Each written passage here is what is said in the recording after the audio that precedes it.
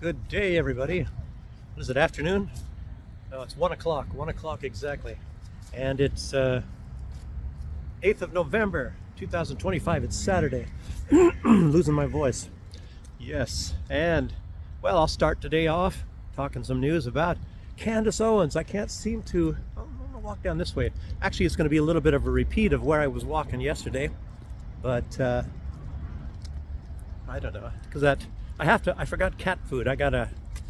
Well, I didn't forget it. It's just a big heavy bag and I couldn't carry it. I got to walk a few kilometers to get where I'm going to go shopping. So anyway, let's start off with Candace Owens. I can't seem to get a video out without talking about Candace Owens. She makes the news an awful lot. So so this one day I guess after she's declared maybe the number one podcaster. I wonder what are they doing here. Maybe they're going to extend this thing. Can any of you figure this out? There's two of them here. Very unusual, huh? This wood, but of course they're not going to make it out of wood. I don't know. Very weird. But anyway, let's see. So she's recognized as the number one in the world podcaster. And it's not a surprise that all of a sudden, who was that? I don't know if that was CNN. It didn't matter to me. Any one of these networks or something, they have to put Ben Shapiro on there. And she used to be with his organization, whatever that is called. I can't remember. It's not important. I don't watch it. She was with Charlie Kirk, remember, before that? TPUSA. And then for a while there, she was working at that network there with Ben Shapiro until they got rid of her. Yes. And not only is she the number one world podcaster, I guess, didn't she get the award not too long ago about being she got the Anti-Semite of the Year award. And of course, she's also been labeled a white supremacist. I don't know how they figure that one out. I don't know. Maybe they have self-hating Jews. Maybe she's a self-hating black lady or something. I don't know, but it's amazing. Candace Owens is just amazing. Anyway, she has more, I guess it's cojones? More cojones than most men do. That's the right word. Cojones? I don't speak Spanish. That probably is Spanish, I guess, right? Okay, but CNN,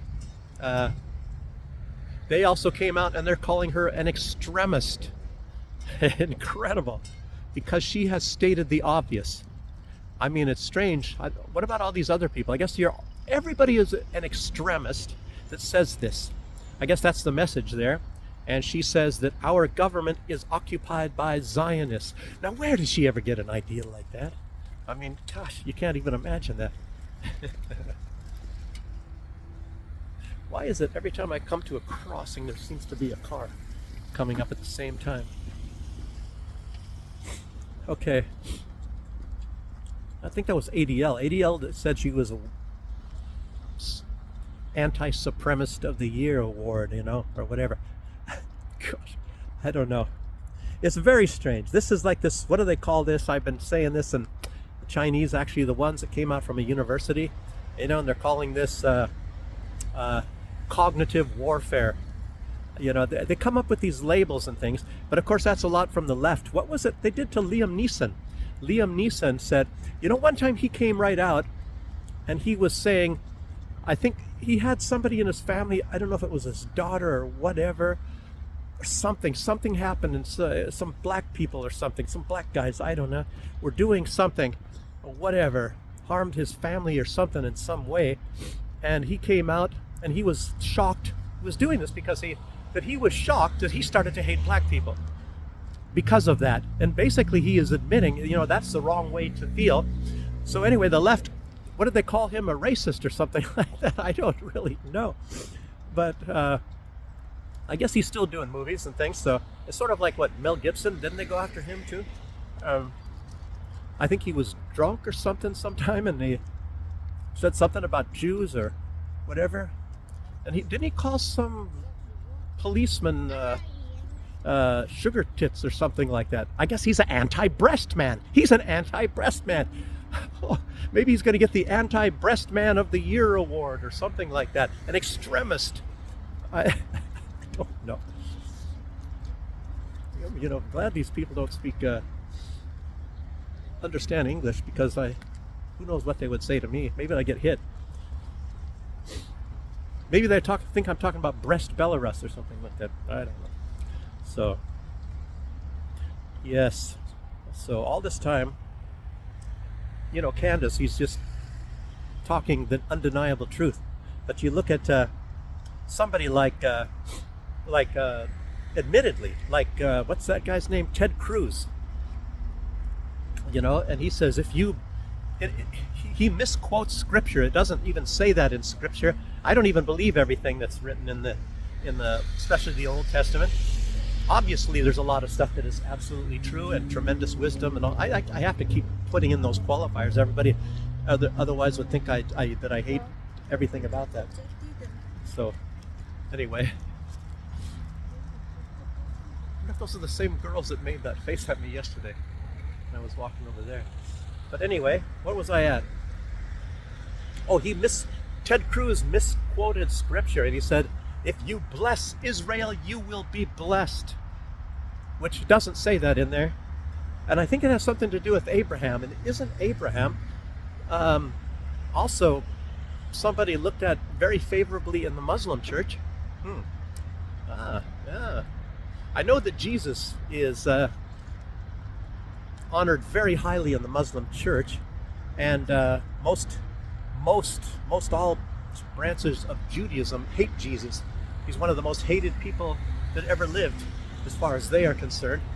But yet, we are supposed to love them and hate the Muslims. I guess Muslims are guilty of the crime of having a love for Jesus. I guess. Makes you really wonder how do we get here? You know, it's absolutely incredible. And again, here I'm going off the target subjects I wanted to talk about. But I tell you, it's like that book that I read, and it was written by 3 guys, and one guy was, I think, a part of the Shin Bet. I mention this so often, and it's called Every Spy a Prince. And I'm sitting there thinking the guy is confessing to all the crimes that he did, all the bad things he did while he was an intelligence worker for Israel. And then at the end, he says he's really proud of all that stuff. And he said that, I think he was outlining, and I can't even remember what they are, but some of the 3 biggest victories that Israel achieved. Or maybe, I don't know if he said Judaism. I'm not against Jews, though. But, because Max Blumenthal is Jewish. And he obviously is not a nasty guy. So, you need more people like Max Blumenthal to save Judaism and save humanity, actually, so that we don't all fall in line and start hating each other, which is one of the main things that the bad guys want. But anyway, in that book, Every Spy a Prince, he said one of the greatest victories was to get Muslims and Christians to fight and kill each other. And that was like, I'm looking at it, what the heck? Sometimes you get these things, you're reading these things in these books, and it really strikes you. It really strikes you. I've seen so many things. Like one of them was, this animosity of the big guy giving me a dirty look there. This animosity that the European elite, ruling elite, even going back hundreds of years, centuries, what they have, this hatred they have for Slavic people. And then you see a lot of these people like Robert Fico coming out and actually admitting that a lot of these people in Western Europe, they have a war against the Slavic people. And he is a leader, and no wonder they hate him, because he comes out and says things that have been proven in history. It's just incredible. So it's like, what is all this, And who's in charge of this stuff? I mean, if it goes back for hundreds of years, it's like, it couldn't be George Soros. How old is he anyway? I don't know. He looks like he's probably about that old, but I don't think he's 400 years old, even if he looks it. Anyway, Maybe it's like Dracula. I don't know. You never know. George Soros, Dracula? Maybe we can start up a new monster like Frankenstein or the werewolf or Dracula or even Sasquatch or something. I don't know. Anyway, keep on going here. Oh, what else here? Oh, but Candace is actually not the only one that says that. There's another person, and I just saw some video with him saying that not too long ago, just a few days ago, and I mentioned that. And this other person who also said that Israel, well, he went even further. He didn't say that the Zionists occupy Washington or U.S. foreign policy.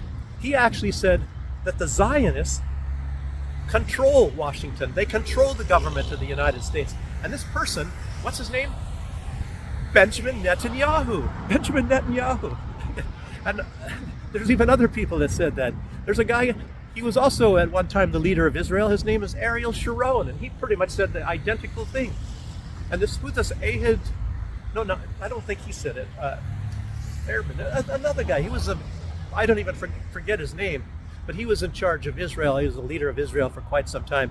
I remember seeing him. He was sitting at some dinner after it was even during the time of George Bush, I believe. And he gets up there in front, he's laughing and saying how he basically got the U.S. president to do something that is detrimental to the United States, but good for Israel. And of course, they've been doing this for a long time. It's just like Ted Cruz. Basically, Ted Cruz is coming out and saying, I don't really give a crap about the United States. I'm just a senator. What is it? I don't know, Texas or whatever he's from. So I care more about Israel. And it's like, what the heck? What? I don't know. And then you got also, who else? Mike Huckabee. He's another one of these guys. And what about Lindsey Graham? Let's talk about Lindsey Graham. Is Lindsey Graham more loyal to Israel, or is he more loyal to Ukraine? Then you can forget the United States. But I'll tell you what, he's not really, he's got a even higher loyalty than that. It's Lindsey Graham, and it's like you have to be looking at these people and study them and start asking questions. You say, what the heck are these people doing? For example, being a senator of the United States, that's only one thing. But what else are they doing? And how can they blatantly get away with this stuff and then even say these things? But so you have to, it causes you to be watching these guys and say, well, what drives these people? What? I think there's something about, like, when you're a salesman, I believe they teach you something is to try to find a need, a want, or a desire of people, and then use that to sell them something. I believe that is one methodology of that. And then you gotta maybe look at, like, Lindsey Graham and start to think, well, what is driving this guy? What is this guy? What is this guy up to? And it's Lindsey Graham, I guess because it benefits him. He's number one for himself, and he sucks up to anything, people, countries, anything that relates to power and control. So anyone, he basically gets on his knees and undoes the zipper and goes down like a circus seal on whoever. Oops. Gosh damn it, lady saw me doing that. That's a lady over there. She saw me doing the circus seal and she started laughing. Gosh damn. I didn't think anybody would even know what the heck I'm doing.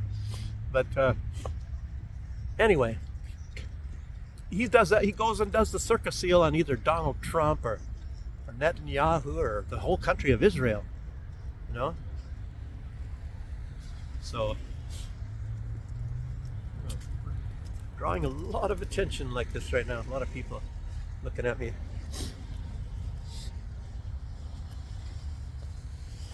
Anyway,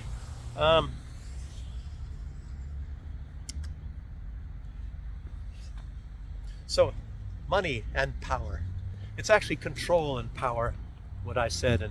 And as you know, the power and money are actually just opposite sides of the same coin. Should I walk in front? I'll walk in front this time, even if everybody is looking at me. So money and power are, you can almost look at them as being the same thing, as everybody watching this obviously knows, and I've said it, and it's just you know it intuitively if you just even if you don't come right out and say it. Money gets you power, power gets you money, all that sort of thing. In any way, or it offers you that, not that you have to reach out and take the money if you're a powerful person or whatever, but vice versa. You guys know what I'm talking about. And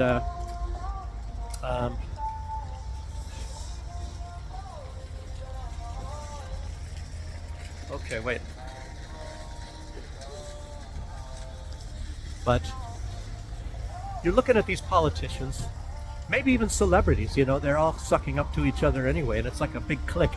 Like I was talking to you guys about a guy that lived in Southern California, and well, did I say that? Maybe I told somebody else that, but even a professional athlete, I don't even remember her name right now, but she was a gymnast, American gymnast, and this guy, since he lived in Southern California, and he was on even on the Dating Game or something, if you guys remember that, and he had met some of these people on occasion and all, and matter of fact, I now remember that name of this gymnast lady. But anyway, he walked in at some party and walked in some bedroom, and there she is, doing some crazy things on the bed with at least two guys. I think she said two guys. Probably nobody had their clothes on or whatever sort of a deal. I don't know, but this is a party with a bunch of celebrities and all that, and you guys heard about these Diddy parties, and there's a lot of things I've heard about it, so quite a few times, and I guess you go to these things and they have like a bowl sitting, and instead of candy on a bowl on the coffee table, it's got like some marijuana and some cocaine and things like that, and it's like, gosh dang, so whew. And I said, I'll probably I think I did mention that in a video, and I mentioned that also Mel Gibson saying how crazy it is in Hollywood, and you hear Ron Paul and a lot of people saying how crazy it is in Washington, D.C. All these people are in the same clique, and they're doing all this same crazy stuff. Jeez. In truth, however degenerate you call all of us, they're probably far worse. But of course, their blood runs in a different color, so don't look over there. Don't look at them, look at the rest of us. I don't know. Anyway, okay. And guess what? We're all hooked into supporting all of these same people in this system, no matter what they do. You have who is it? The Prime Minister of Canada. He's going out and doing all kinds of drugs and things, and I don't know. Maybe you see the leader of France with the leader of Germany, and they have some weird stuff sitting on a table when some reporters walked in on a train ride, as you all remember that. I mean, so much stuff. And Finland, I like that lady. She was pretty. I thought she was pretty. I can't remember what her name was, but she didn't last very long. And she was I don't know, I think it came out after or while she was the leader of Finland, and I think she was maybe one of the main ones that sold over to Finland, who was supposed to stay forever neutral against Russia, decided they wanted to be Russia's enemy, and so she's, I think, maybe the one that swayed in getting Finland into NATO. Now that happened really fast, but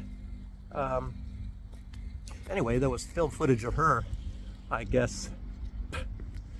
I think she was with women, doing stuff with women at a party or whatever, and it's like, everybody thinks that all that stuff is okay, homosexuality and lesbianity and LGBT and probably drugs.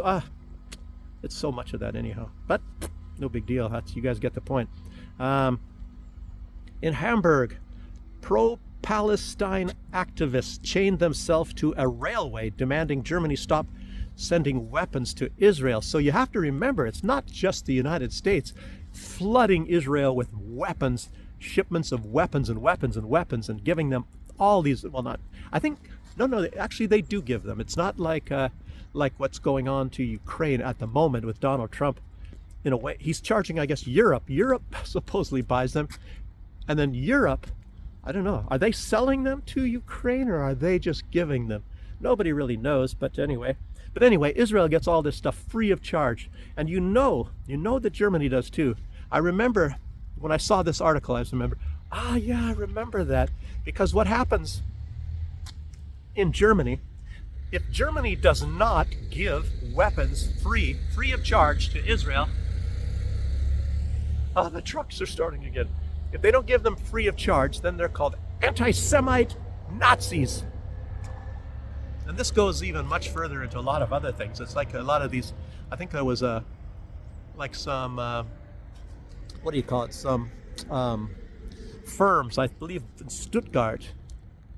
I remember they were being called Nazis if they don't do certain things and give money. I think it was for Holocaust survivors, supposedly, back then, And so much of that, and I don't know, so much of that has been fake. I don't know. That's really, I guess we're all fooled. So anyway, let's see. Yeah. Anyway, that's the only point I wanted to make about that. And it's like they beat up, I remember when it was the climate activists, they had these people doing things like chaining themselves to something, and the German police would, are you comfortable? Oh, do you need a blanket? They would get them blankets and all sorts of things like that, because there's a government agenda of pushing this climate change and all that. And I guess that's kind of dying out. It's really, really, really strange. Now, we've had more floods, I guess, in the last year than ever before. And it's like I was sitting there thinking, well, where's all these climate people saying you got to pay more tax to stop the bad weather? Because that's what stops the bad weather, is when you give money to the government. I mean, that's it. And then the government gives it to certain other people. Otherwise, but it's coming out of your pocket. It's coming from you. It's just a transfer. Extract the money from your pocket and give it to the government, and they give it to somebody else. And that's how it's supposed to be, isn't it? So that those other people can do some black ops and start doing things that are harming other people like you, where they're taking the money from. I mean, that's really about the truth. It's like, what the heck did I just say? What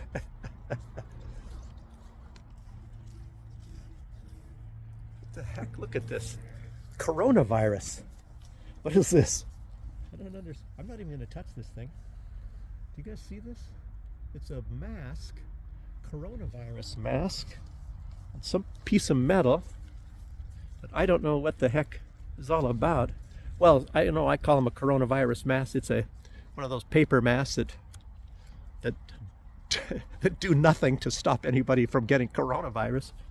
So it's actually it's not a coronavirus mask. Anyway, but yeah, I don't even know, what was I saying? Some nonsense, by the way, I guess. I'm so interested in that piece of metal with a mask on it. So, let's see. Do you remember also, when you're talking about weapons to going to Israel, that Germany also sold these Dolphin-class submarines. I don't know if they sold them or gave them to them. They probably ended up giving them to them. Thank you, German taxpayers. I don't know, but apparently, I don't know. I'm looking like the European Union is just a way to be spreading out the money that they're filtering to whoever they want to go to the rich people, to the Soros and all that. Oh gosh, I don't even want to think about this. So anyway, yesterday I mentioned some of the results of Trump's economics in his first 10 months, not 9, 10 months. It's been 10 months. And the Post-Millennial said last month that October, this is something if I would have known, I would have said it yesterday. I don't even know who the Post-Millennial is. They said in October, more jobs were lost in the United States than during the entirety of Joe Biden's term. So Donald Trump is really making things much better, isn't he? So I guess he's telling these people, you're free to go look for another and better job, I guess, when the factories start to, and everybody starts flooding into America, which, as far as I know, is actually happening. Because where are all these German factories that are closing? What are those people doing? I don't know. This deindustrialization. But apparently, I guess 153,000 job cuts in October, just last month. Wow. Wow. Okay. The government shutdown is projected to go into 2026. You know, and I was hearing things that maybe it would be over. I don't know. But I don't really know everything about this, and there's a lot of stuff they'll never tell us. But I was thinking that if most of this has to do with just giving free health care to illegal aliens, you know, then I'll be on the side of the Republicans. But you never know. I don't know. Look at this firm. Let me show you here. If you can see that. What's the name of it? Beaver. Beaver. What the heck is that? Is that a brothel? Is that a, wait a minute. Beaver, isn't that an animal? So how can that, what am I saying if that's a brothel? I don't, because that's another name. What else is that word beaver used for? At least maybe for the older generation like myself. You know, the older generation like myself, as y'all remember, you know, there was a series on television, and it was called Leave It to Beaver. Leave It to Beaver, as you know. And that was his real name was Theodore Cleaver. And his dad, I guess, was Ward, and his wife, you know, Beaver's mother, was called June. And then he's got a brother named Wally. And so I just remember only, what was it? Is it true or isn't it true? That there's one of these lines that when they're sitting at the breakfast table in the morning, June, you know, the mother of Beaver, says to Ward, don't you think you were a little bit hard on the Beaver last night? I don't know. That's a family kind of a show, so, you know, but if you're from Belarus, you probably didn't understand a word I just said. What does that have to do with anything? But anyway, you have to be from the U.S., I guess, to understand that. So let's keep going here.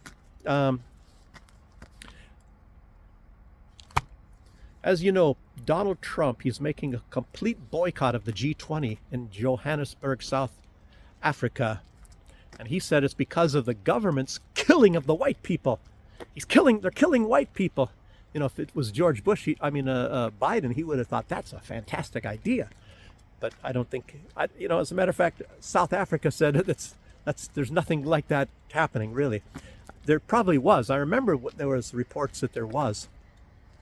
But I think wasn't that in Nigeria or under Mugabe or some other country like that? And I don't even know if they were killing. They weren't really killing. And I don't think they're really killing.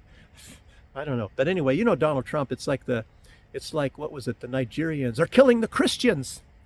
And Maduro's a drug dealer. God. The whole world is against me. They're against the United States, so we got to get them back. They've overcharged us. They've been cheating us. They've been cheating the United States. We're the victims. Oh my God. The victim. I mean, gosh. Donald Trump, you know, you talk about these liberals, and they're all, you know, back in throughout these years with Biden and all that, everybody's claiming victimhood. And old Donald Trump, anything that he belongs to, whether you're a white person or a Christian, which I don't know if that he is, he's probably a Jewish person, but is it Zionist Jew?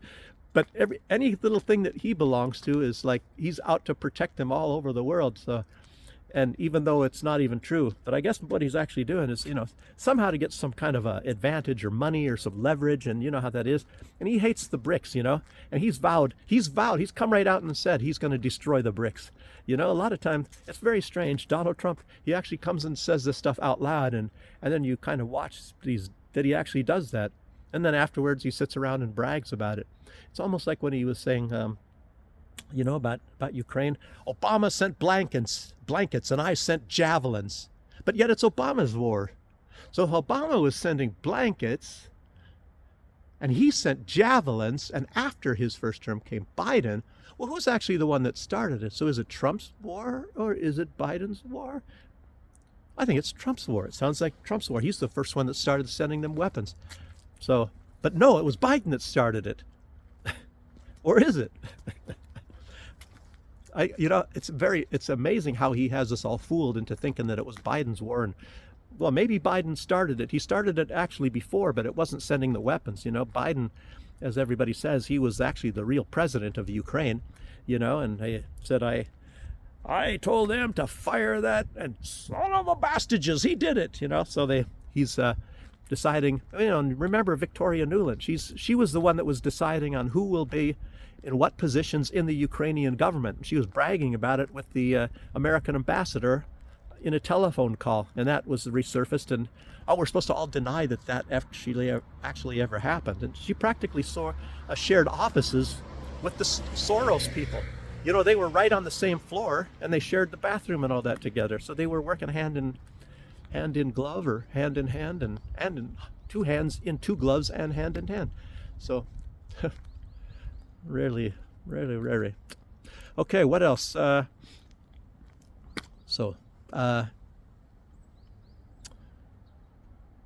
Maybe. Well, Donald Trump, he was saying that BRICS wants to destroy the U.S. dollar, something about that, and they want to, start their own currency, I guess is what it was, and Vladimir Putin has said on a number of occasions that they have nothing like that at all. They have no plans like that whatsoever. But it's very strange, First, they kick Russia out of SWIFT, so people cannot be sending money around. Russia can't do that. Nobody can send money to Russia through that system. I guess that's based in Belgium, and nobody can send to or from Russia. So China has their own system as well, and so they're able to be transferring money. And so it makes me, well, why don't they use dollars? Well, because they don't. I guess it's like 95% or 99% of all transactions between China and Russia are now occurring in their own currencies. Or in other words, they're avoiding the US dollar. Isn't that strange? So why would they do that? But Donald Trump saying how everybody's cheating the United States, and it's a very known fact that the United States has something called the world's reserve currency, and that's the United States dollar. And isn't that really weird? Because whenever anybody uses the dollar, it benefits the United States, because it allows them not only that everybody's trusting the dollar, continues to use the dollar. If they stop using the dollar completely, it actually does not help the United States at all. And but what happens when the United States weaponizes the dollar and encourages people to get away from using the dollar? Then whose fault is that then? Is that their fault, or is it the United States' fault? So it's like, gosh, you could probably make some comedy movie like that, like hit yourself in the face. Stop hitting me! That's the United States. Okay, my nose is running. Terrible. Must be gross. But what is Donald Trump's real goal here? Or the United States? Well, Donald Trump's goal is the United States' goal. Basically, Donald Trump, he's nice enough to come right out and tell us what the goal is. And the goal is domination. And I mean, you guys all know that. I'm just putting it in maybe a different word from a different perspective. But the United States, they want to dominate And Donald Trump, he wants to not only just dominate by using the dollar, and anybody that's trying to go around the dollar and not use the dollar for all transactions that they make, that all has to be based on the dollar. And if it's not, he's going to go after you. And of course, who's that? That's the BRICS. And BRICS not coming up with another currency. They're not coming up, and they've never said they're going to come up with a new currency. They've talked about a basket of currencies or whatever, and maybe to shy away from the dollar, because the United States has weaponized the dollar. It's a weapon, so they say, so what do you want to do? You want to put a gun to your head, or do you want to make sure that gun is not there pointing at your head? So that maybe that's what they're trying to do. But Donald Trump says, no, you will put the gun to your head and you'll keep it there. Boy. So it's just domination. And the US dollar is nothing but a big tool, one of the most powerful tools for domination, world domination, dominating every country on earth. And boy, what a bad deal that is. And so when people can use their own currencies, they can decide on what the interest rates are, everything. They can decide a lot of things. So look at this. I didn't know. Yesterday I was by here, but it looks like I can walk right in here. I can go join Tesla. Maybe I can get it closer and show you guys this Tesla sign that I didn't show you yesterday. Look at this. There's a trail here. And I'm thinking yesterday my video uploaded a lot faster. I was saying that. And I think it's probably because of these. Oh gosh, I keep forgetting I don't have that on. These high towers right here. High tower. Isn't that somebody from Police Academy? Anyway, but yeah. And the long-term goal, obviously, can you imagine the end goal? What is the ultimate goal? The ultimate goal of Donald Trump, especially, if not the United States completely, is to stop the advance of China, to stop the coming, if it's not already here, total domination of China, dominating economically. And it possibly has. Look at this. This is a strange place. Way out here. It looks kind of, it's like some kept grass and all that, some nice little trees. You guys can't see it. I'm going to see if I can do this and get over here. And way out here in the boondocks, as you see, it's kind of a weird sort of area. What a tale of adventure. This is, like I said, I'll show you up when I get up here. So this is just an added bonus along with the news that I'm talking to you guys. That other adventure. Let's see if you guys can see this. It says Tesla. TeslaCars.by. Okay. That's a lot of there. I think that's a nice, probably rich guy's sports car right up here. Thank you.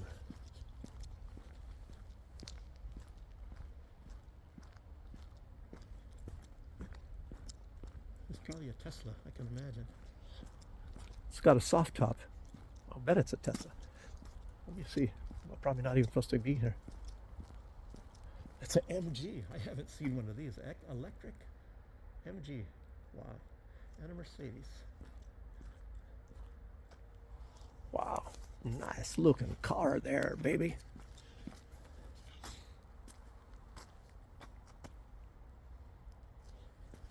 Low to the ground, low profile tires. Wow. So I'll show you a little bit more of the sign here. Probably losing track on what I was talking about. Here's a Tesla. Look at that. There has to be a Tesla at a Tesla car place. Way out in the boondocks here.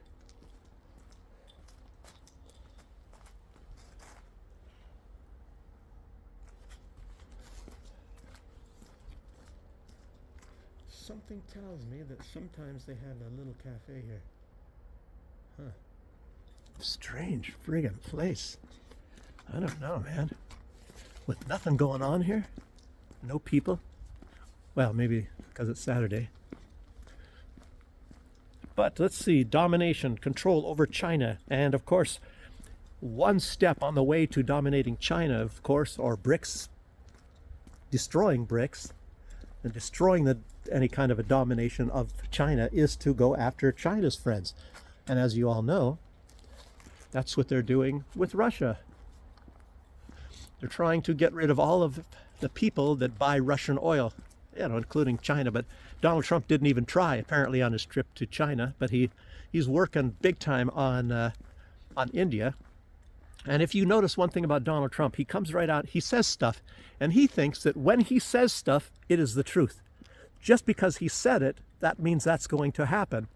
So that's sort of maybe the philosophy he's using, because he thinks, I bet he believes everybody will be scared.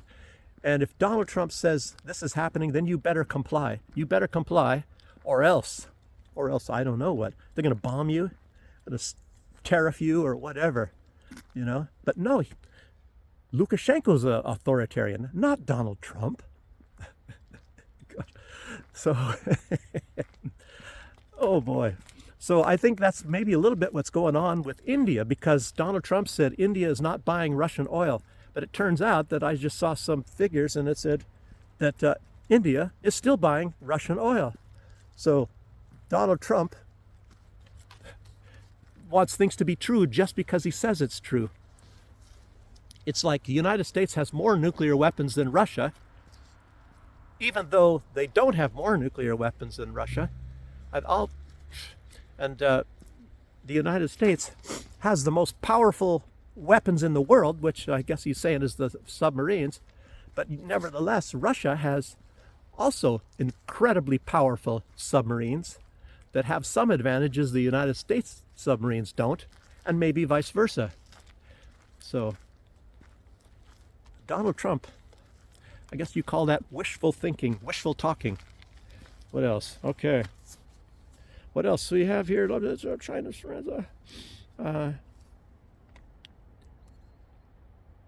but we all witnessed, and we all know that this is true, that the one thing that the United States, a major goal the United States had, was to destroy the relationship and the potential of this relationship of Russia and Germany, because one has massive amounts of energy and the other one has a massive potential for industry. And the two of them together would definitely overpower the United States in those areas. There's no doubt about that. So the United States is very proud. Donald Trump and Joe Biden, apparently that's like they teamed up. Donald Trump stopped for a long time the building of this Nord Stream 2 with his sanctions, the finishing of it, by sanctioning all these ships to make sure. It's like, I always call this the, like the Nancy Kerrigan and Tonya Harding sort of a deal, whereby if you cannot beat your opponent, you have somebody go after them with an iron bar and slam it into their shin to make it so they, because you can't beat them, you diminish their potential to beat you, and therefore you come out as the victor. So that's what the United States is doing. So let's destroy their pipeline, because they're better than us economically, these two people. And the United States, obviously, they took their eye off the ball and decided they're going to go into massive amounts of making war all over the world, bombing everybody, concentrating on that, rather than concentrating more on developing their own potential. So that became less important than dominating militarily. Desert Storm and whoever else they were bombing. Well, I'll walk up here anyway, in spite of a little doggy barking. I just want to see what this place is about. Apparently these are houses. Look at that. Who in the heck lives way out here?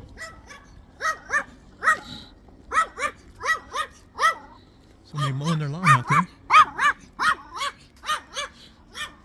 It's a very, very, very quiet area.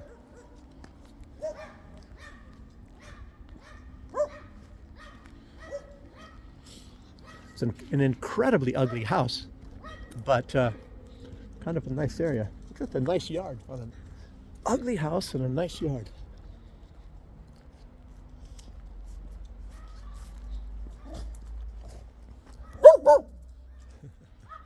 A nice big yard. Nice location. I made a new friend down here. It didn't seem too bad. Okay. So, destroy BRICS, destroy Russia, destroy China. Let's get them all. Let's get them all. Let's hit them all on the shins with an iron bar. See if we can take them out of the competition. Boy, fair play. That's what America's all about today. Fair play. What a nice guy Donald Trump is. Because he's the best. He's the best because he destroys the best. And who's remaining is him. So he's the best now. Because I took out all the competition. Boy, I'm great. Anyway.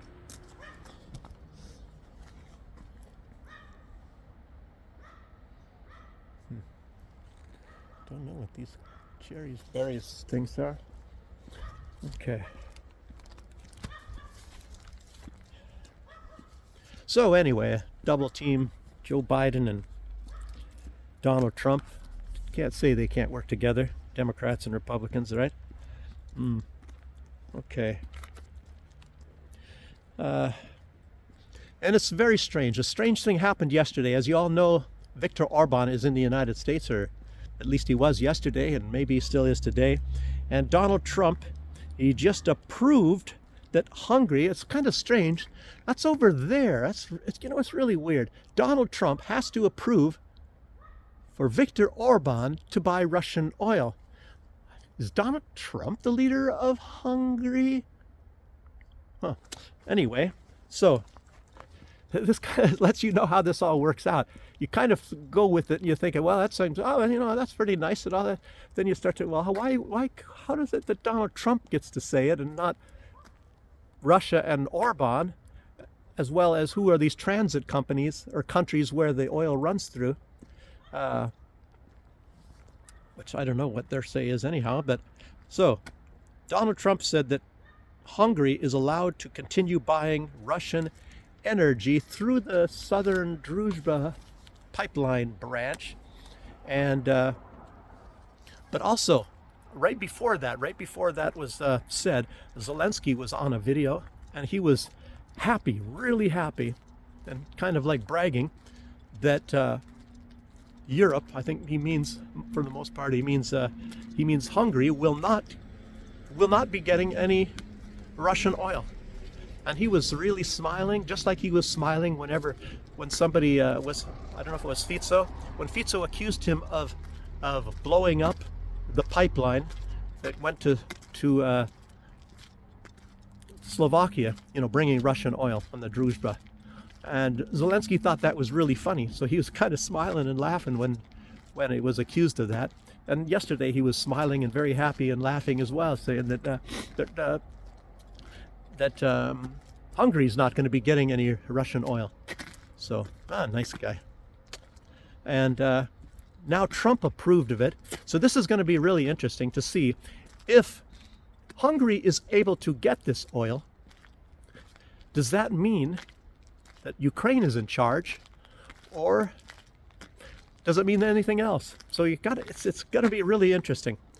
Or is Zelensky going to continue blowing up the refineries and the oil pipelines like he did just recently? He blew up one in, not just the Zelensky, it was CIA, I believe.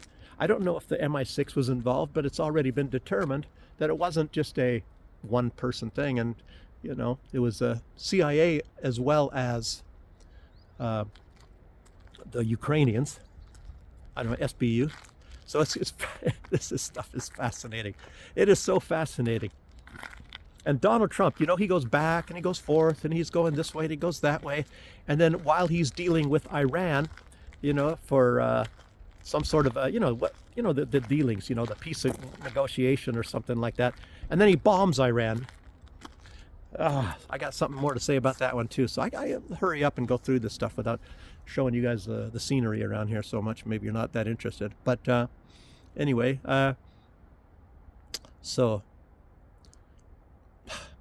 they're not going to be getting, I think they're not going to be getting, Europe's not going to be getting that much oil or anything through the southern Druzhba That's my prediction. I'll bet you that the CIA is going to be blowing that up, and then Donald Trump, and see, it's not official. Everybody doesn't know that. It's only been pretty much a sure thing that actually the CIA was involved with them. And so I think Zelensky and CIA are going to continue to be blowing up anything that where they're going to be getting that. But you got to also remember that Hungary is also getting oil through the Turk Stream pipeline, and Ukraine is trying to blow up that one too, and anything to do some harm to Russia, I guess. Who knows? Maybe if they are successful, then they're going to go over to these other pipelines that go to China and wherever else they're going. Also, I think that Ukraine got the okay from Donald Trump that Russia can continue building these 2 nuclear power plants in Hungary as well. Which, I don't know, this stuff sounds really strange. Like, you would think Donald Trump, he actually just puts on a show that he's kind of a decent guy, and you'd think that he's actually, I don't know, maybe you never know, maybe he's going to blow up those nuclear power plants or something too, or have somebody else do it, the CIA. So let's see, I said that.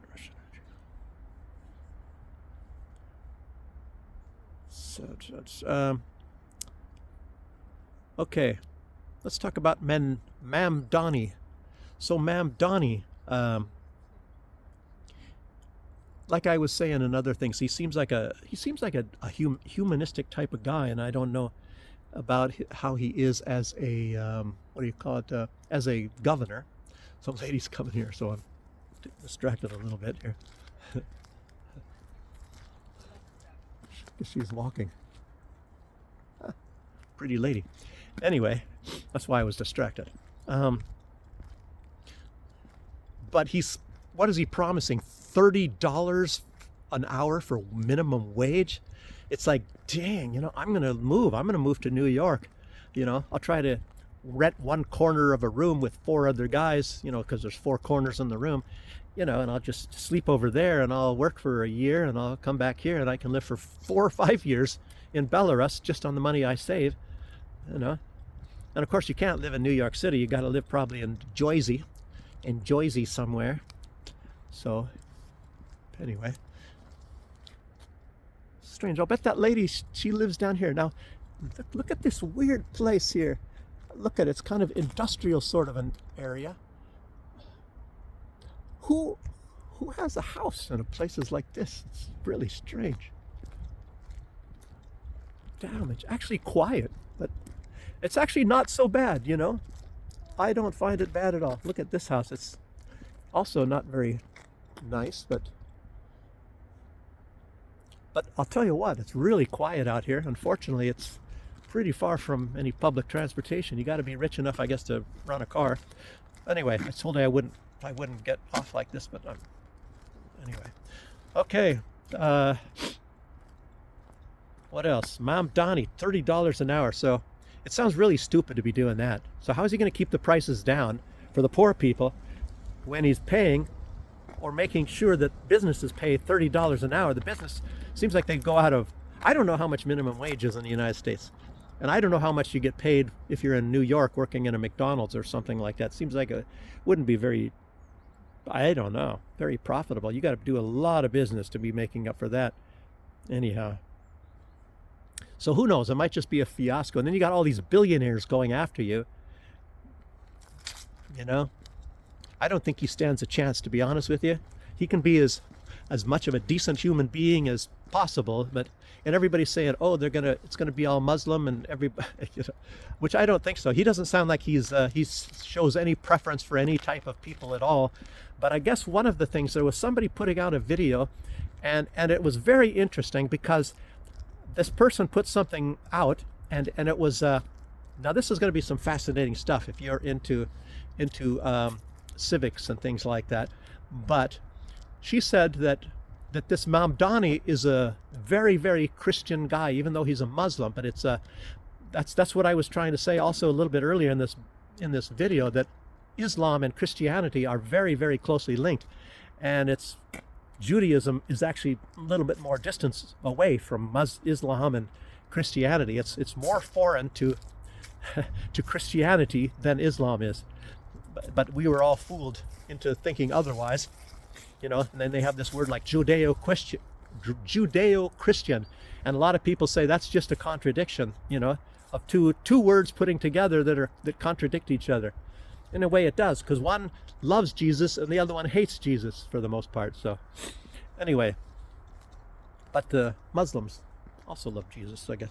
So let's see, Mamdani. But what she was saying, and this person was in theology, it was a professor of theology. She was saying that with Mamdani, and I guess this is the point I kind of was hinting around, saying that he actually believes in human dignity. And that was even put in a constitution of the country that I used to live in, even though they don't follow it as well as they should. But they said, above all else is human dignity. And it doesn't even say that in the U.S. Constitution, but the dignity of humans is more important, is the overall belief of the country, or I guess how the country should be governed. And you know, if that is true, that's a very, you know, admirable thing to be looking at. So, and let's see, okay. But like I said, I don't know if he stands a chance. They're probably going to really screw him over big time, make him look really bad. It look like he can't govern the place at all. And maybe even if they don't screw him over, I don't know. We'll see. So, what else? AI. We're going to talk about AI. Is almost certainly going to be taking over everything. And there was an old clip, I guess, from 2018 about Elon Musk saying it's going to even run governments. It's going to be even ruling us, you know. And I think it probably is. And Israel is putting millions, many, many millions into, as you know, you heard about Israel buying TikTok for the most part, or basically very, very pro-Israel people buying TikTok. And you know, Israel come out and said that they want to dominate in all of these social media things and buy them and control them all. One ring to buy them all. And so Israel is buying heavily, millions and millions, tens of millions of dollars into ChatGPT to make sure that ChatGPT, whether you can buy it or not, I don't know, but to make sure that it is pro-Israel, so that whatever you're getting from ChatGPT, and I think most of the time this is these language apps, which is very strange. There's some weird name like bulk language. I don't know what it is. And I actually, because we can't really get it over here so much. It's a weird thing. I think you have to change your location. You have to tell your cell phone that you live in the United States. And then I believe you can get it, because they make sure that you can't get that stuff, or you can't get most of the applications of it in any way. You can get it, I think, in Belarus, but you can't get a lot of these applications of ChatGPT or Gemini, you know, and all this. Maybe they're trying to make sure that the Russians and Belarusians can't learn languages, or so, I don't know, or only limited ways. I don't know, or that it's very difficult. It's already expensive anyway. You got to pay for it. But anyway, Israel's trying to gain control, that everybody loves Israel and everybody says that Israel's the greatest and whatever, through this putting huge amounts, millions and millions into ChatGPT. Satan Yahoo. Wow, incredible. What are they have a lot of control over Hollywood, and you know, and I don't know. Israel, they're gonna rule us all, I guess, at some point in time. Makes you, where do they get that money? Well, it comes from the U.S. taxpayers as well. Isn't that incredible? Using your own money to defeat you and to rule over you. Anyway, it makes you wonder what is going to happen in the world. It makes you, I don't know. I don't want to even talk about it. And even, let's say, what was this? Developed here in Minsk, Belarus, this world of tanks. I guess that's even controlled by Israel, if you believe it or not. So Israel, they have that. You know, that's a big leading game, you know, combat game, I guess. Okay. The U.S. government said something interesting. In June, this is the Trump administration, in June, the U.S. government said it was not involved. It was not involved with Israel in bombing Iran. We're not involved. We have nothing to do with that. That's strictly Israel doing that. That's what they said in June. And now Donald Trump just put out, he said that, where was it? That he was in charge of it. That the United States was in charge of bombing Israel. Absolutely incredible. I mean, of Israel bombing Iran. Wow.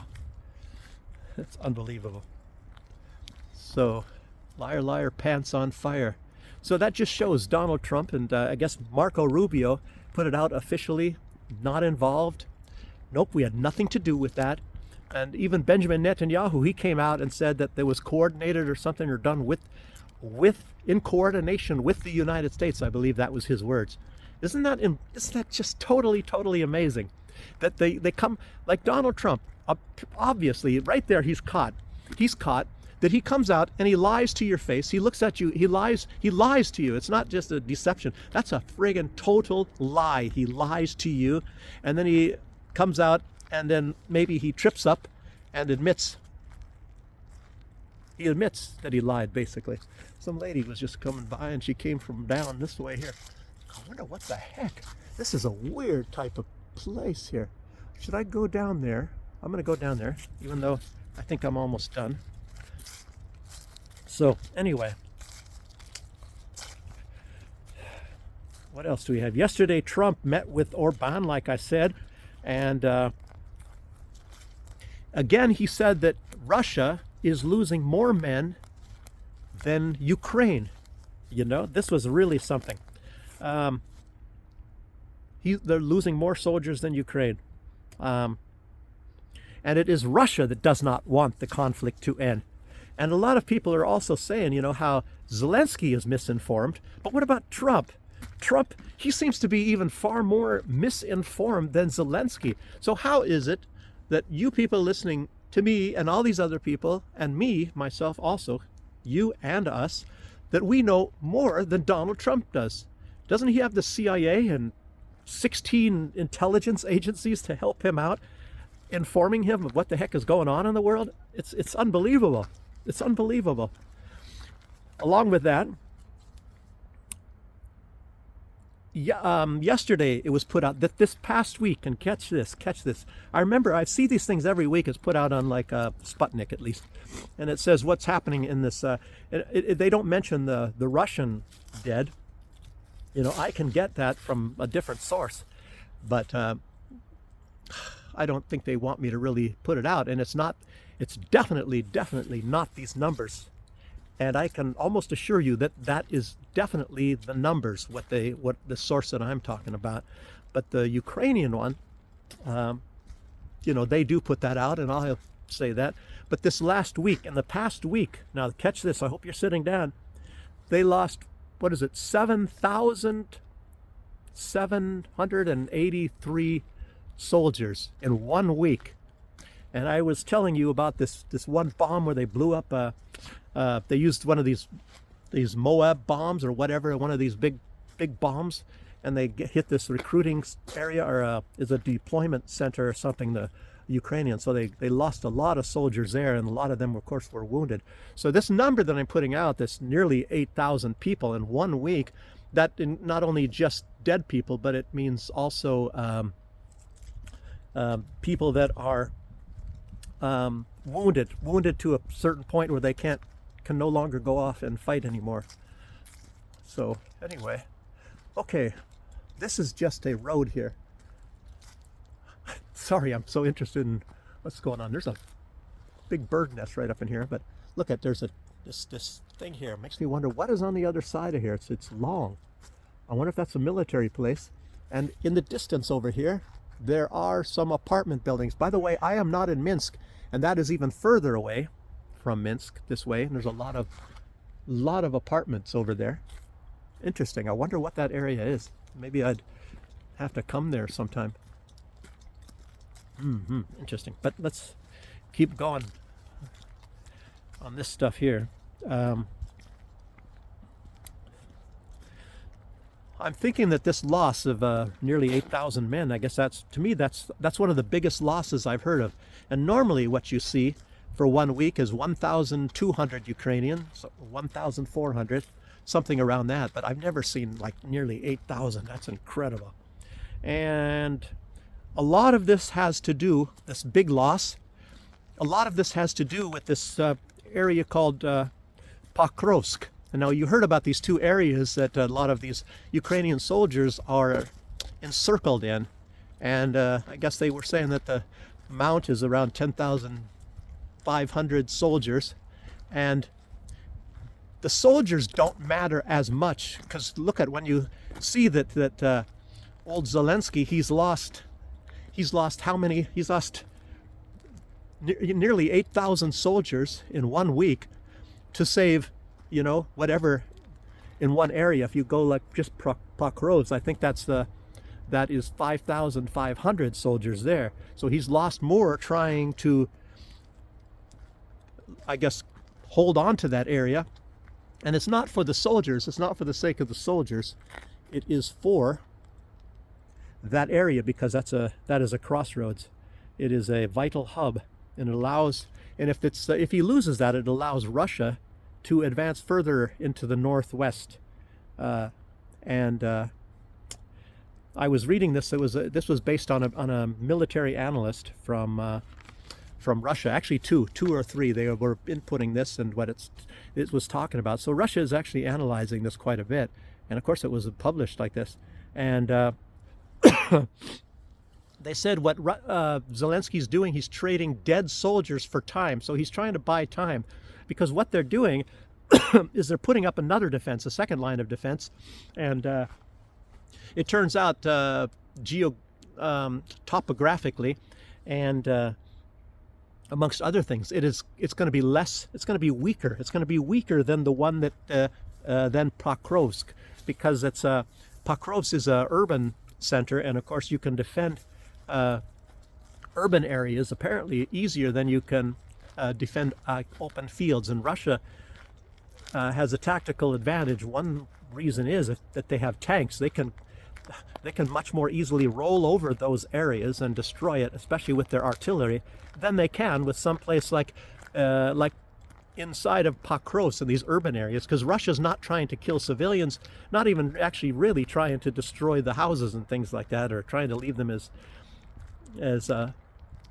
nice as they can. They can be blowing up everything like the United States does. The United States doesn't care. They just blow up everybody and everything, and they call it collateral damage, and they don't really care. But Russia actually does. And of course, they consider that, like I was saying, that the Ukrainians are their brothers, so that's why they don't want to kill as many people as possible. They want to try to save lives and save the nature and save everything if they can. But Ukraine, they want to keep going for every single inch, and that's one reason why Zelensky will not allow anybody to surrender. This says, you stay there and you die. We know you're not gonna live, but you just stay there and you die. And he's trying to buy time. So he's buying time. He's using their lives to buy time. Say, your life doesn't matter. Time is more important than your lives. So you go ahead and you die. That's basically what he's telling all these people. And then, I don't know, it's kind of like, do these people think that they're fighting for Ukraine, the Ukraine ground, or are they fighting for Nazism, or they're not fighting for themselves if they're going to die, and they know they're going to die. So it's I don't know. I think they're fighting for friggin' Nazism, but they don't even realize it yet. So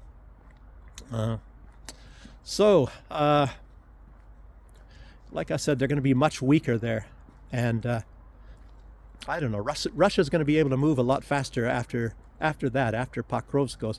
So it makes you wonder that Zelensky doesn't start looking at, well, that's step one, then that's step two. What happens after that? And what happens after that? Oh, and then after that, I mean, I guess you know what he's actually raising. He's trying to buy time for. He's thinking that he's going to get the United States involved in there, and that he will be victorious. Nazism over the Russians will save Nazism. That's what he cares about. He doesn't give a crap about Ukraine or any people. He wants Nazism to be dominant, Everybody's so much into domination nowadays, more than they are about humanity. That's just how it's going, I guess. Wow. Maybe it's something in the shots, like I always say. Okay. So the U.S. is also going full throttle into the rare earths, like I said before. Donald Trump, everywhere he goes, anybody, rare earths, rare earths, rare earths. He wants rare earths. He wants these rare earths. And apparently they say that he's been doing that ever since the beginning, since he gained office this second time. And Besant, he came up. You know, it's another warp speed for Donald Trump. And Besant is saying that he is all hands on deck, trying to release the chokehold that China has, because Donald Trump, with his tariffs, he wants to have control over everybody and everything all the time. So when China started saying, well, yeah, you put these tariffs on us, well, then we're not going to sell you any rare earths anymore. So that's obviously when the United States said, damn, we better get our asses moving. Somebody has leverage on us, and we don't want that to happen. And a lot of people have a lot of different types of leverage on the United States in different ways. Like Donald Trump, he wants to be able to tell everybody on planet Earth, every single human being that exists on planet Earth, what they can do, what they can't do, where they can go, and everything. I mean, it's pretty obvious if you really think about that. I mean, he's only at the beginning now, but he's not going to be able to get that far. But I don't know. I'm disgusted by this guy now, to be honest with you. You know, and then you see like these. He does these humanitarian things. Maybe somebody needs some operation, or else they're gonna die or whatever like that. And so he puts some money into that. But it's like almost him. He's just playing God. He's just saying, "I'm God and I can save this person." I mean, he thinks he's a god on earth apparently, or at least just below God. I don't know. I'm getting kind of disgusted and sickened by this guy. But anyhow, what else? So Besant, he came out and he said. He had a magnet. He said it's the first magnet the United States has produced in 25 years. Magnet? Well, kind of crap. Magnet? Is that so difficult? I didn't know. But anyway, it's some product of rare earths, I believe. And I don't know. Whatever. Donald Trump declared rare earths, or the attainment of rare earths and the developing of them, as a national emergency.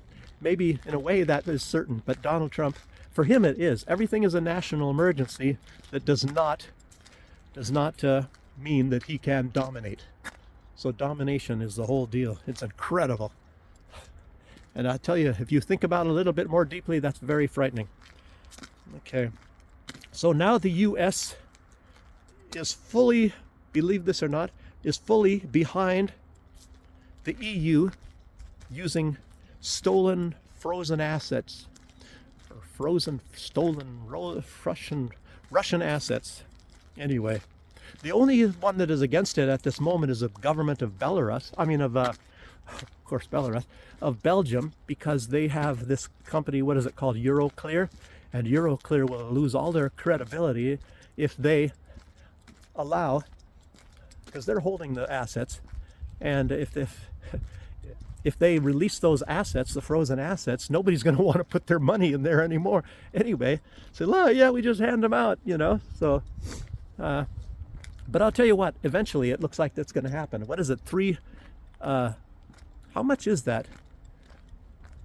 300 billion? It's a huge sum of money. And obviously, all of it is not going to go into the pockets of Ukraine. There's going to be a lot of bureaucrats and administrators, and they're going to pocket a lot of that. If any of you have worked along with any sort of a government, or seen how this stuff works, or been involved, or seeing some of the works of these governments, a lot of the money that, when they start allocating money, it goes into people, for political favors. Like, oh, you've been good for my political party, you helped me get elected and all that, so here, you're going to get this job, you're going to get a job with a lot of money coming in, baby, and there's hardly anything for you to do, and it's actually just a thank you. And I've seen that many times. You get a nice position with a nice salary, you have hardly anything to do. Too bad I didn't get these jobs. I haven't been in, I was in one political thing helping somebody campaign a little bit when I was just a kid, but anyway, I'm not going to get anything for that. But anyway, yeah, that's what they do. And so they pass out a whole bunch of money as a thank you. And that's your taxpayers' money, and that's how that goes. So anyway, these frozen assets that they stole from Russia, they're going to be passing them out there to a lot of people within the different governments, and a lot of it's going to go to Ukraine apparently in one way, form, or another. But a lot of these bureaucrats in the EU, they're going to be passing out a lot of that money themselves. I think eventually they're going to be stealing that money. So, and Euroclear, they're just going to liquidate it, change the name, and come up with another firm. That's probably what's going to happen. Think about how easy that is. Trust me. Okay. What else? What's the last stuff I have here?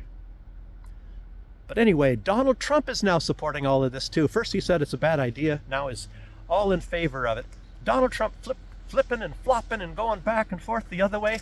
And here I was putting out something in a video not too long ago, just a couple days ago, about like it's looking dim, it's looking dire for Ukraine. And I was saying that Ukraine isn't going to last much longer, maybe up until March, but maybe it's going to last a lot longer now, because if they're going to throw all this money at it, and these weapons and stuff, even if all these people are dying in Ukraine, they're going to find some way. They're going to find some way. And there's a whole bunch of, like Great Britain is bragging that they got some soldiers ready and waiting to go rushing into Ukraine and save the day. I don't know. A couple thousand Colombian mercenaries are there. Who knows? Okay. And Pete Hegseth is now coming up just yesterday, and he said that it is a 1939 moment, meaning it's again like the beginning of World War II. So I gotta wait till this truck goes by. It's just too loud. Oh, look at this little guy. Wow.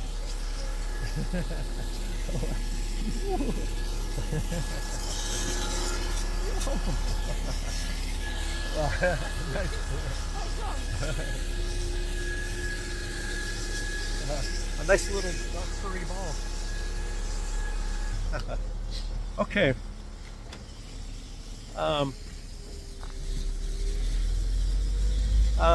You saw how Donald Trump, he was pushing the panic button when Russia revealed Burevestnik and the Poseidon. These one is the underwater missile, and the other one is a earth-hugging missile that flies really low, and it can fly around the Earth maybe 3 times. They say around 3 times, actually even more. The thing can go endlessly. It can go endlessly. It's got a nuclear reactor, and Russia has developed a nuclear reactor right now that it uses the nuclear waste as fuel, so it can continually recycle the waste, the nuclear waste, and use it as fuel. They have that in these bigger reactors, and I'm assuming they now have it in smaller ones. Vladimir Putin also said that these things are going to be advancing, and right now that Burevestnik, that only goes like around Mach 1. It's similar maybe to like a Pershing missile. So yes, Pershing missile is, technically speaking, is hypersonic. And the one thing about a Pershing missile, people don't talk about it, is that is also maneuverable, just like the Russian ones. It's not as maneuverable, but it can change its course as well. And that's an older missile. But so the United States does have some powerful missiles, and so it's not as bad as everybody says. Russia's so far in advance. They are in advance. There's no doubt. And the United States is probably going to be catching up. I would think so. If they had these things before Russia had them, actually, a long time ago, but Russia did have always some powerful things, and they were kind of behind. Russia has pulled ahead of the United States in missile technology now. There's no doubt about it.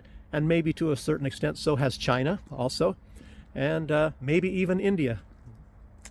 But anyway, the United States is not as bad far behind as everybody says it is. So what is this Minuteman III? I think that's Mach 24.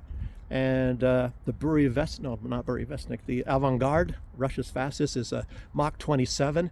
And I think the Chinese is just ahead of the United States. It's like I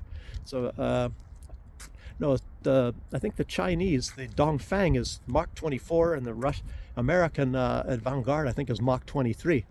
So anyway, if you wanted to know that. But now China has revealed an advanced aircraft. So the United States panicked that they were pushing this panic button big time, like a week ago. Now they're pushing it even more.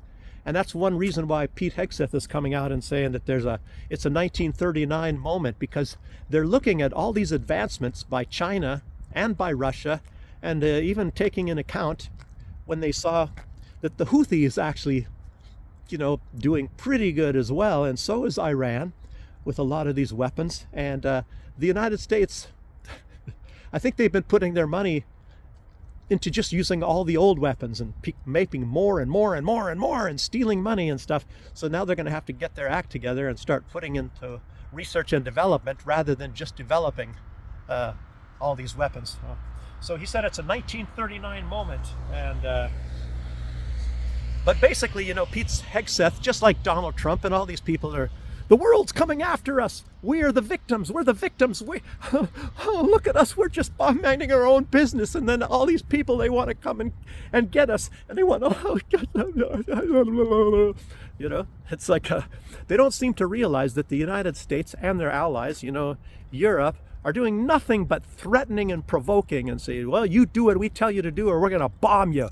We're going to cut you off of SWIFT. We're going to do everything possible to make your life as miserable as possible. We're going to start a virus. We're going to do this and we're going to do that.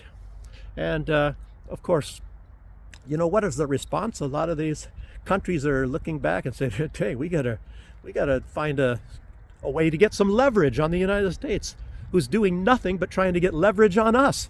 So, and trying to threaten us. So I don't know. They do any way they possibly can, if they have an ability to do so. And these weaker countries, of course, a lot of them have no hope. So some of them maybe don't even have a military at all.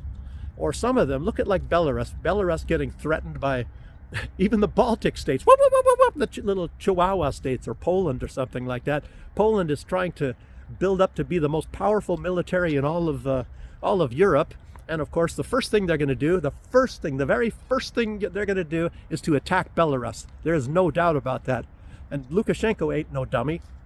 So that's why he said, hey, Russia, why don't you put a couple nukes, tactical nukes, just the small ones, just enough to make sure that these guys, stay on their side of the fence. And of course, that's one reason why Poland has built a fence. They're building a wall, right along the border there. And they've even closed off, the buffalo. There's a wildlife range. And these buffalo, there was a big area, and part of it in Poland, part of it in Belarus. And of course, Poland, they built a wall right through, so the buffalo can't migrate anymore over to, how they normally do. But Poland doesn't, yeah. Anyway, it's Belarus's fault. So, yeah, like Belarus, look at how many countries Belarus has attacked in all these years with Lukashenko. They attacked... then they attacked. Then let's see. Then who did they attack after that? And then they attacked, and then they've been threatening to do. Anyway, you know what I'm getting at. So, but anyway, that's all I have for right now. It's an even longer video. But anyway, I'm close to those towers, and I'm hoping this is going to upload a lot faster. It's not going to take like 9 o'clock tonight. Maybe like, what is it right now? It's like maybe 2 o'clock. 2 o'clock. Otherwise, it'd take till 9 o'clock tonight until it's uploaded onto YouTube. We'll see. We'll try to get it. I'll stick around this area for a little bit until a lot of it gets uploaded. And anyway, sorry if it was too long, guys, and hope you enjoyed the little walk as well and all the information. Thanks for joining me, and I'll see you next time. Bye-bye.